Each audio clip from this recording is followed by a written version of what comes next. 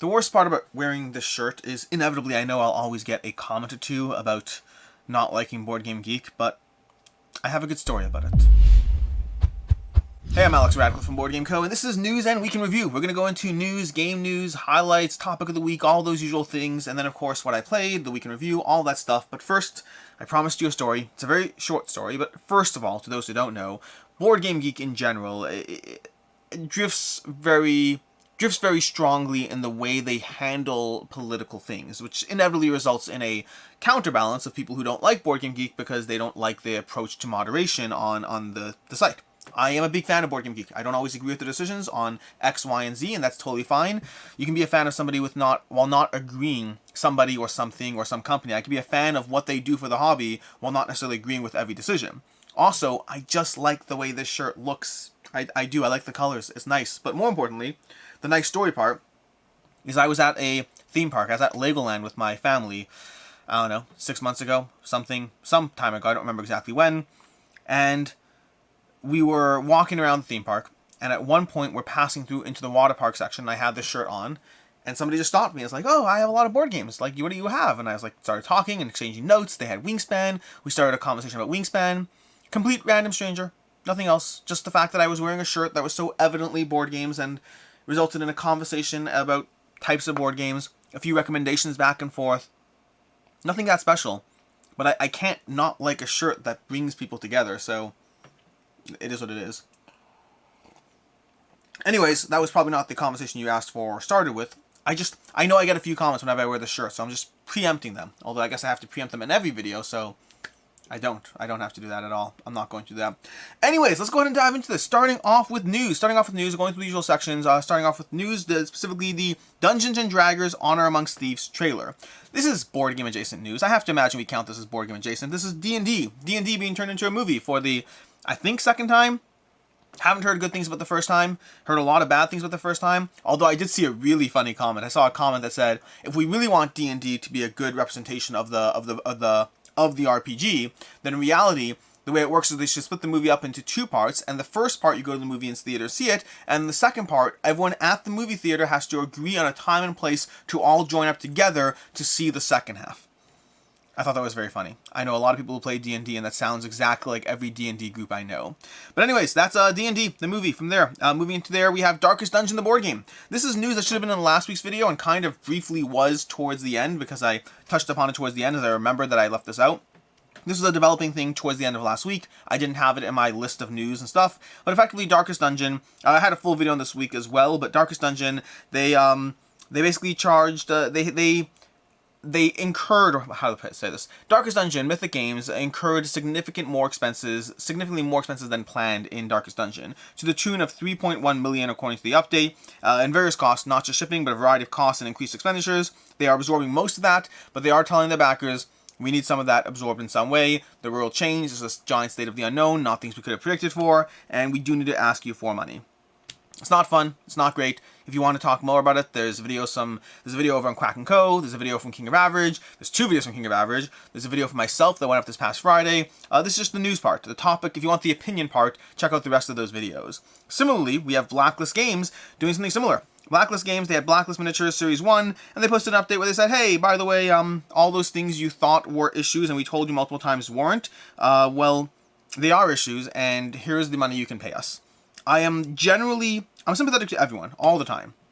I will say I'm less sympathetic to Blacklist Games. I like them as a company, but I'm less sympathetic to them because of the fact that the big issue I have with them, and I've talked about this when it came up, is for a long time people suspected there were issues with Blacklist Games and their products and their costs and all those things, and whenever people brought them up, they were accused of rumor mongering and just making up stories, and they were basically gaslit the entire time. Every time someone brought up any concern, Blacklist Games was like, no, you're just causing issues, you. And now they're like, hey, by the way, there were issues all along, and not only did we lie to you, and not only did we try to hide them, but whenever you brought them up, we tried to make you feel stupid. I don't appreciate that. Everything else I can get on board with. I can understand hard times, I can understand bad decisions. I don't appreciate gaslighting.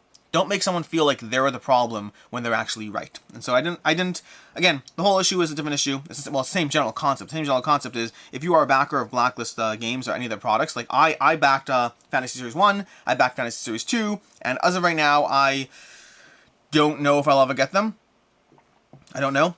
We'll see. I have no idea. But either way, we'll see what happens next. I don't know. But I am in this. Yeah, I'm sympathetic to the larger picture. I don't appreciate the gaslighting. From there, moving on to this one over here. Dicebreaker, Quacks of Quedlinburg publisher, rebrands as NorthStar Games, focuses on hobby gamers. Basically, NorthStar Games, they rebranded with a new logo, and they're focusing more on hobby gamers, which I find fascinating because I would have imagined, if you would have asked me to guess, I would have imagined that Wits and Wagers is the #1 selling game. Maybe not. Maybe Quacks of Quedlinburg is. It's very well known, but all I know is that they're rebranding to focus on hobby gamers. I don't know what that means. Maybe they sold off some of their IPs. I know they went through a period of time where it's possible they sold off some of their IPs, so maybe that's why they're doing it. Don't know. Just mentioning it as news. Which brings us to game news, because that's all I have for news, which brings us to game news. We have Coraquest Keep on Questing expansion. This is an upcoming expansion for Coraquest that will be coming out at some point coming soon. I think it's at October if I'm not mistaken, but it's a new expansion for Coraquest. Keep on questing. If you want more Coraquest content, the all-new campaign expansion. Level up your heroes and play through exciting campaigns in this expansion, so if you want a Coraquest as a campaign game, well, now you have access to that coming at some point. Then we have Deal with the Devil from CGE.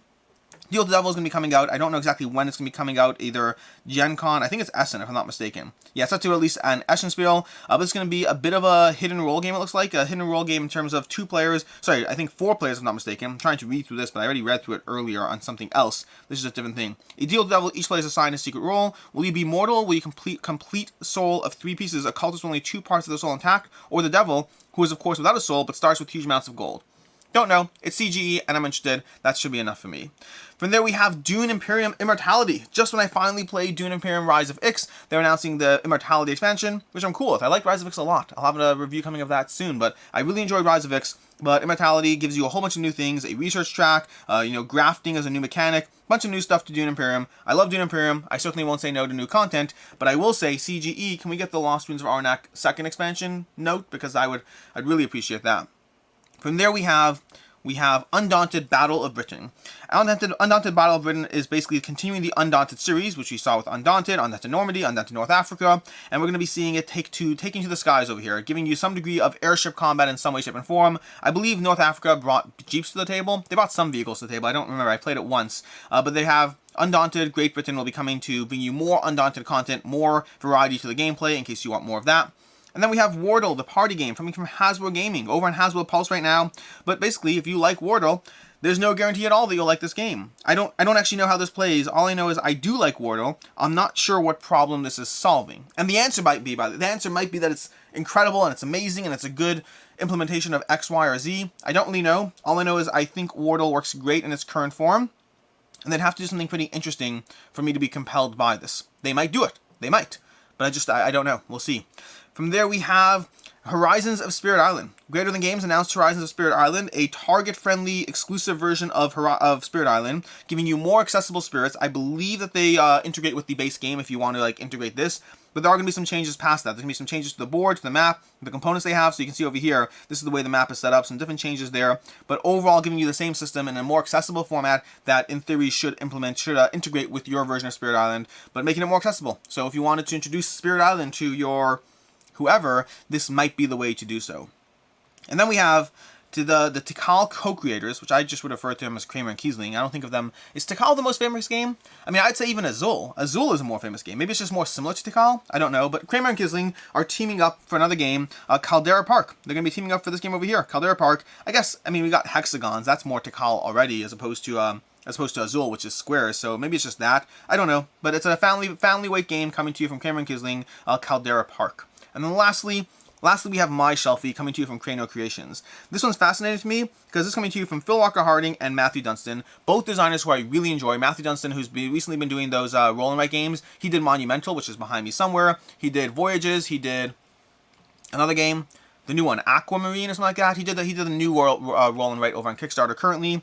And then Phil Walker Harding, who's done a ton of stuff, anything from Sushi Go Party to Baron Park, some really solid games. And they're working with Crano Creations, which I find fascinating because Crano Creations generally does heavier games. This might be one of the lighter games that Crano Creations has done, or just the lighter ones that I think of. Maybe I'm just not thinking of their other lighter games.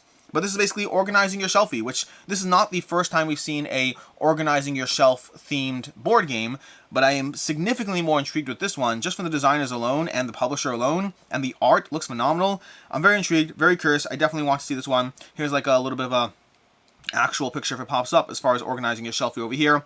Don't know how it plays. Definitely incredibly interested in this one.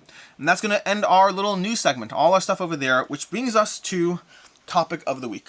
Topic of the week. This one's going to be a bit of a further conversation. There was actually a question in my live stream this past week. I do live streams 10 a.m. every Wednesday, Eastern Standard Time.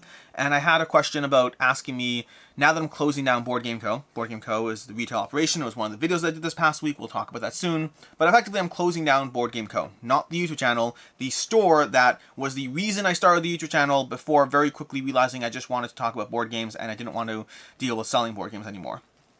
But BoardGameCo has been in existence for 10 years. 10 years? Yeah, 10 years now. And I'm finally starting the process of closing it down. It's going to be a slow process. Nothing's happening right away. But we turned off trades, we turned off purchases, and now we're going through the slow liquidation process of the site. It'll probably be open for several months more unless we sell all our stock to somebody. I don't know the details there. But what I do know is somebody asked me a question of what I plan on doing with that extra time, which we'll get to in a second because I want coffee first. And I thought that was an interesting question. Because something I've always balanced or juggled is, to a certain extent, I'm a workaholic. To a certain extent. I like feeling productive. I find if you just give yourself an ambient, open amount of time, it's very easy for that time to go away, and then to wonder what you did with your time, what you did with your day. And while that might work for some people, it's never really worked for me. The balance is I also don't think I'm a workaholic, because I think that I like doing things that are fun. I like doing things that are for me. I just like filling my day with things. Whether the things are fun or work is a different conversation, but I like filling my day. I don't like letting the day pass me by. I want to actively fill my day with stuff, whatever that stuff might be.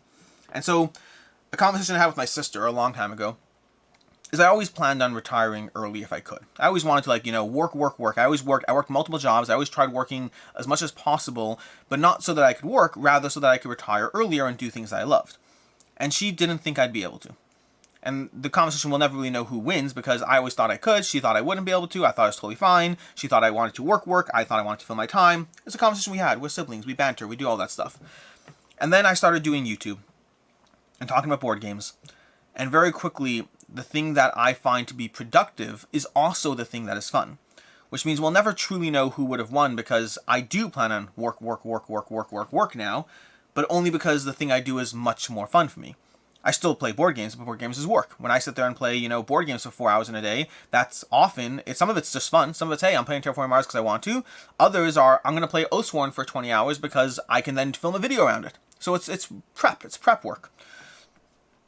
And so, I've always been mindful. The background to that conversation is the idea that I've always been mindful of how to fill time. Before I quit my day job, I wanted to think through, where does my time go? How do I fill it? How do I make sure that this is all being productive, not being a waste? How do I just be mindful of my time? And so I thought through the things I wanted to do, the way I wanted to spend it. And a lot of things did happen. First of all, some of it was just the nature of the fact that I was pushing myself too hard, having multiple jobs, having too many things happen. Part of it was the fact that I became significantly more available from a family stance.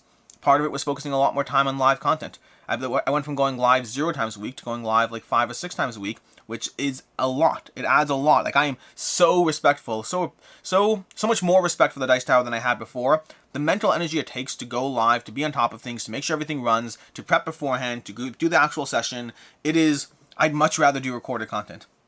I mean, there are perks to live content. I like the back and forth. I like the interaction. But from a pure work stance, I prefer the comfort of recorded content where I don't have to worry about all the things. Live takes it out of you in a lot of ways. There's also been more conventions. Conventions I used to never go to. Travel I used to never do because I didn't have time for it. I've been doing that more. But there's always been that mindfulness of what am I doing and how do I fill my time. I focused more on cracking code, doing more videos there. I started doing more Instagram posts. All these things were with the goal of how do I make sure that I am both walking away from a job, but also not wasting time with all that time that I found. And this is where we are right now. But similarly, when I'm walking away from BoardGameCo, that's going to earn me back 3 to 4 hours a day. And the question there in my mind was, what am I doing with that time as well? How do I ensure that I'm constantly adding value to my day and not just opening up my day for time wasting? And I don't have all the answers. I always have ideas or theories. Part of it is I still want to play more campaign games. A lot of things, I've gotten a lot more stuff done since leaving my day job. I've gotten a lot more extra things and I've added more things to my plate. I'm now playing 4 or 5 games of Gloomhaven a week, which I wasn't playing before. There's a lot of things that I've added to the schedule, but there are more things I'd like to do. there are more games I'd like to play. I'd like to dive into more campaign games. I have Massive Darkness, I have Oathsworn, I have Cloudspire, I know some of these are not necessarily campaign games, but there are so many things that I can table that I want to spend more time tabling, both for content, because hey, I'd love to be able to, I review a lot of games, I review 4 or 5 games a week, but some of the bigger box games, I don't have the time to give them that I want to feel comfortable doing a review. I've played Massive Darkness, I've played Cloudspire, I've played Oathsworn, I haven't played any of them enough to feel comfortable reviewing them, and so I want to play things like that more. And so some of the time will go there. Some of it might go to a side project. I got offered a side gig recently from an old employer that reached out, and that might, I don't know if it'll happen or not, we'll see. But the balance of closing down BoardGameCo is that does mean that I'm losing some additional income per month. Hoping that the liquidation of everything balances that out and hoping it works out. But I do have a potential side gig that I might be able to work on that I just didn't have the bandwidth for. But I told my old employer, not my most recent one, like going back 8 years, my old employer, I told him that, hey, if I close down BoardGameCo, I might be able to focus on this a bit. And so I might be able to take on a side project that will help put some money in savings, which can be always helpful given the fluctuable is not a word, given the fluctuating nature of YouTube and YouTube income. The practical reality is that this is not a Patreon push. I do have a Patreon, but it's not meant to be a Patreon push. The practical reality is that Patreon's amazing. Like, I'm over on Patreon, I have a ton of people that are very helpful and really making this entire process significantly easier. But YouTube revenue is always in flux. Like this past month, my YouTube revenue is down $1,000 from the month before. That's $1,000 less that I have that month. It's the weird nature of working for yourself, where the money is always more in flux, and I have to be mindful of those numbers. And so things like that, and again, I always have the fallback of being able to ask publishers for money, but I don't want to. That's not my goal, and I want to do everything I can to avoid it. So if I can pick up a side gig for several months and work on that, well, that's something that I can put money in savings and put that towards the balances or the lower months or all those things. So part of it's all of that. I haven't thought through it more than that yet. I know it's some more game time. Some of the things that I still wanted to do, there's a lot of things I want to look into, both for Twitch streaming, both for YouTube. There are things I still want to look into that I find myself not making the time for. I'd love to be able to set aside like a day a week to focus on the hard things, the things I push off. Whether something as simple and stupid as taxes, because I need to do taxes, or prepaying my taxes, because I need to do that. I really need to take care of that. Whether something like organizing the house a bit more, even just this basement, keeping it a little bit more tidy on a regular ongoing basis. There are many things that I push off because I need to focus on the thing that's important tomorrow. Conventions are a big deal as well. Conventions take it out of me. Travel takes it out of me. I have to prep so much to be on top of those things, and having a drop more time to be able to do those things comfortably helps. And so I'm not overall worried. Worst case scenario, I play too many games, which is part of my job now, so I'm okay with that. But I'm not saying that, like, I'm saying that sarcastically. My point is I'd love that. That'd be great. But yeah, overall, I'm very happy with the... overall, I'm very happy. I had someone ask me in the live stream today. They said, are you happier now? And I said, yes, but also don't chase happiness in the things you want. Seek happiness in your current situation, and then also try to improve the things you want. Like, for years now, I've told my wife, for years, every time I've talked about leaving my job or closing down BoardGameCo, both things I knew would happen at some point. Whenever I talked about it, I was like, yes, I want this thing, but also I'm happy now. Also focus on what you have in the moment as well. It's a big deal. You don't want to always be chasing the next thing, because then you're always chasing the next thing. Nothing will ever truly bring you happiness if you're seeking it outside your current situation. There are things you can do to improve your quality of life, that's for sure. But happiness is more up to you. Anyways, that's the topic of the week, which is not meant to be about happiness, just pivoted there towards the end, but just the general conversation around closing down BoardGameCo, doing things with my time, and trying to figure out where things go. The last thing I'll say is I also had some people ask, hey, I talk a lot about the value of used games. Will I lose that if I'm not talking about BoardGameCo anymore, if I'm not dealing with BoardGameCo? The answer is I may have to work a bit harder. I will definitely have my finger on the pulse of the market a bit less, but those are things that my finger will be on the pulse because I'm focusing on the Kickstarter conversation, on the talking about games. So I still will have my finger on the pulse, but definitely a little less so. I might have to do a little bit more research from things I already otherwise knew. So there might be an impact. Hopefully not a noticeable one, but we'll see. Anyways, with that, let's go ahead and take a look at what we played. Going through that, I finally logged my plays. I finally got caught up again. That's another example. Things of pushing off. I keep putting my plays into a note-taking, into just an email draft, and not actually logging them, which is a problem. So, what do we have so far? We have It's a Wonderful Kingdom. I dove back into Wonderful Kingdom a few more times. I played it when I first arrived, but then I stopped playing it briefly because Origins happened and things got lost, and I dove back into It's a Wonderful Kingdom so that I can finally cover it on the channel. It will be leaving, but it's a good game. We have, we'll talk about it more in the review. Gloomhaven. Lots of Gloomhaven. I'm not going to say all the times because I just play Gloomhaven a lot now, but lots of Gloomhaven because that's what I do now.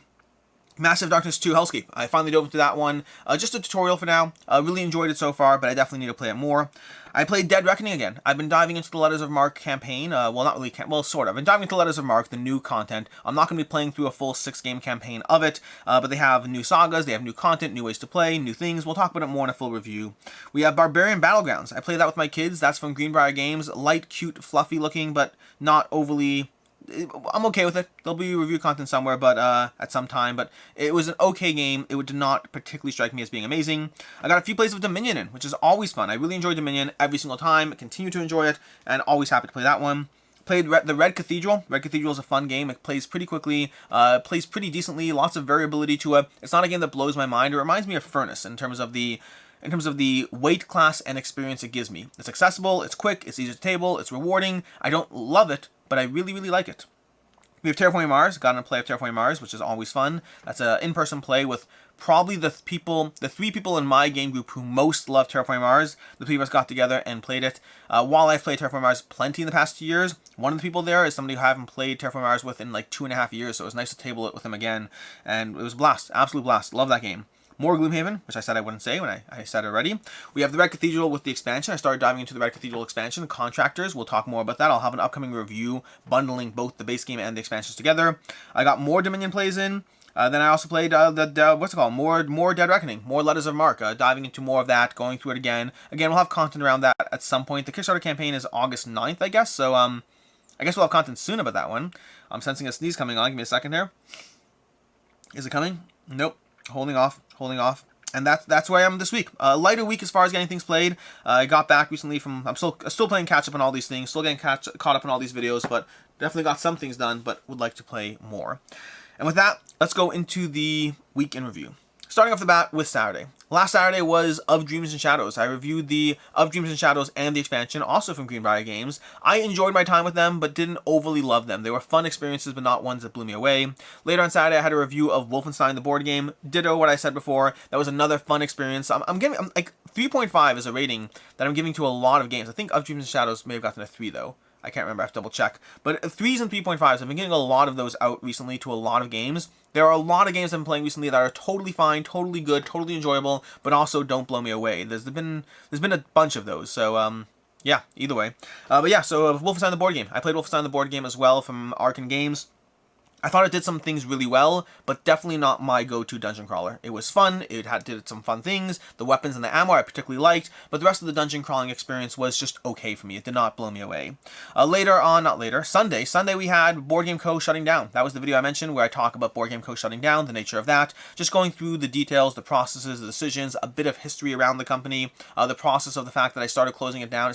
I knew I was going to be closing it down starting a little over a year ago, maybe 14, 15 months ago, and it was just a question of when and timing and trying to find the right situation, which never really happened, so it's just shutting down now at this point. But you can watch that if you want more information there. On Monday, I did 2 back or not to back. The usual 2 back or not to back, going over the campaigns, the active stuff. We had Moonrakers, we had other games. I don't remember what we had. We had a bunch of things. I backed a bunch of things. What else do we have?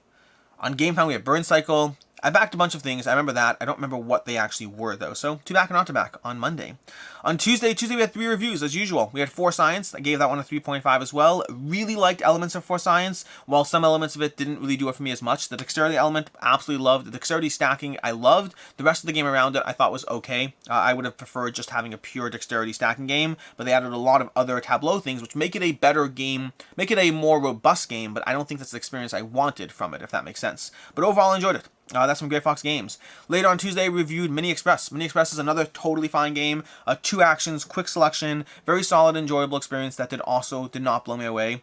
And then lastly on Tuesday, we had The Time You Killed Me. That Time You Killed Me from Panasaurus Games. I really enjoyed that one. Played that one a lot. I played it like 15, 20 times, going through all the variable content that they had. Really enjoyed it. I am getting rid of it because by the time I was done with it, I felt like I was done with it. It's not a game that I feel the need to dive into, like Santorini or Tak or Mythic Mischief, these other abstracts that I love diving into. At That Time You Killed Me, I played it a lot, but I'm also ready to move on from it.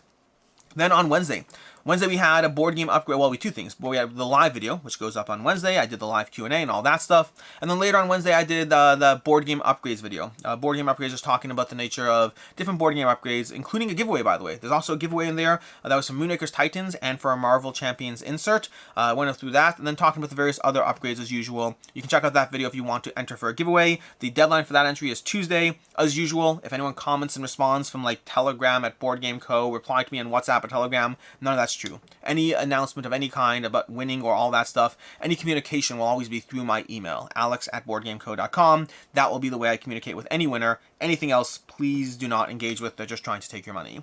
Then from there on Wednesday, that was Wednesday. Thursday was top 10 Gencon titles I'm excited about. This is going through 10 or 14 titles from Gencon that I want to see more, explore more, possibly buy, check them out in some way, shape, and form, and see what they have to offer. A whole bunch of things. There's like 470 titles at Gencon right now. It's something crazy, some crazy number.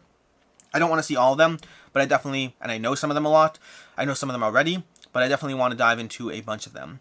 And then Friday was Darkest Dungeon conversation, a conversation around Mythic Games and Darkest Dungeon, talking about the nature of the situation. As usual, if you've watched my Zombicide coverage, my Command coverage, if you watched any of my coverage around these conversations, then you probably already know that I'm going to be sympathetic to the company side. Sympathetic to the company side does not mean that I'm not sympathetic to the consumer side. I am both. I back these titles. I pay my own money for these titles. I am very, very aware of how frustrating it can be. I also think that sometimes the world is crazy and I don't know what I expect the company to do. There's lots of conversations around this stuff, and I know that you won't always agree with me, and that's okay. Part of the reason I feel the need to talk about these things more is because I think that it's so easy to just bash a company and just say that they screwed up and whatever, but like, what do you actually expect to happen now?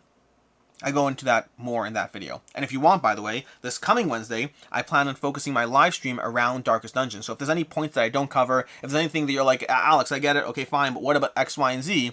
Bring it up to me on Wednesday's live stream. Wednesday's live stream is going to be focused a bit around the nature of the shipping issues around, again, just talking through that, and I'm happy to address and engage with any single point. Again, Mythic Games is not blameless in this, not in the slightest. But I don't think that they're an evil villain either. I think that it is much more nuanced and complicated than people like to talk about. It's easier to have a bad guy. And the problem is, I think the real bad guy is COVID and the war in Ukraine and a billion other things that are harder to point a finger at and say, hey, it's your fault. Then that was Friday. Today we have a few things. We're going to have a video for My Little Scythe and the expansion, a review of those two together. And then we'll have an expansion for, we'll have a review for Resident Evil 3, because that one, well, I filmed it already 2 weeks ago, but I reviewed Resident Evil 3, but I'm specifically putting it up tomorrow, or today, I'm specifically putting it up today because of the fact that the pledge manager for Resident Evil on Kickstarter will be closing soon. So this is your last chance to jump in on that. Resident Evil 3 is not Resident Evil. Resident Evil is better than Resident Evil 3. It's the same basic game, just better. And then to next week we'll have a few things. We will have upcoming Kickstarters for August. We'll be coming, I'll be doing that Sunday, I believe, so we'll check that out. And then also, hopefully, if things go well, I'll be doing a Gen Con video on Thursday. I'll be at Gen Con, and so hopefully, again, if things go well, I'll be at Gen Con Wednesday. I'll be filming things, and I will hopefully have a video for you Thursday already. I say hopefully because sometimes things can be messed up, so I'll have a different video if things don't go well, but the game plan is to have the Thursday video be my Gen Con video. And that is next week, which brings us to the games on the table. Games on the table, we have a few things. Harrow County. I should be playing that this week. I actually should be playing it at Gen Con as well. This one just showed up. I already had a brief experience playing it at Gamma, maybe? Yeah, I think I played at Gamma, if I'm not mistaken. I played this at Gamma, but I hope to be playing it again at Gen Con, and then from there playing my own copy and going through that. We have Dawn of Ulos from Thunderworks Games. Really hope to be playing this one this week as well. I was trying to play this past week. Unfortunately, we didn't play that. We played Terraforming Mars instead, so I can't really regret that. And also Almost Innocent. I hope to be playing this one from Colossal Games. These are both upcoming Kickstarters. Three of these are upcoming Kickstarters, apparently. And then Ruthless. Ruthless, I've been trying to play this since it came in. Really enjoy this game with the expansion. Phenomenal experience, and I want to table it again. So I hope that I can table this one again. And that's the games on the table, the things I hope to be playing this week, along with Massive Darkness, along with more Dead Reckoning, along with other stuff that I'm still in the middle of diving into. But it's been a good week. I've actually been playing a decent amount of side things, of bigger games, but not necessarily as many games. But in any case, until next time, I'm Alex Radcliffe from BoardGameCo. I hope you enjoyed this video, and until next time, I hope you have a good one.